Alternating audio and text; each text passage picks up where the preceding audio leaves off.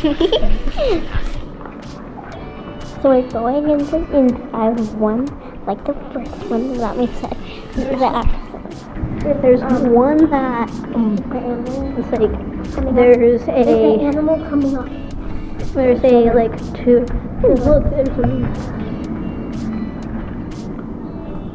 and then there's all. This is good, probably a bit scary. Also, there's this guy. You know his name? My brother. It's getting dark. Yeah, our brother. There is a water slide that has a huge open area.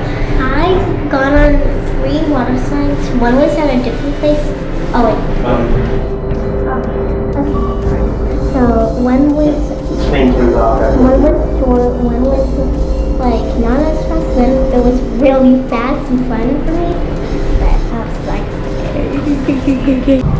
So we're going through the arcade. by the way, we're actually It's Chula Vista Resort. It's really cool for the rabbits. We haven't played it. I don't think we're ever going to go to the arcade. But here we are. I'm gonna go down the water slide. But first I'm gonna get used to the one.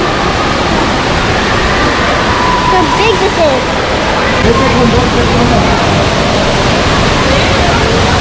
Okay, here we go.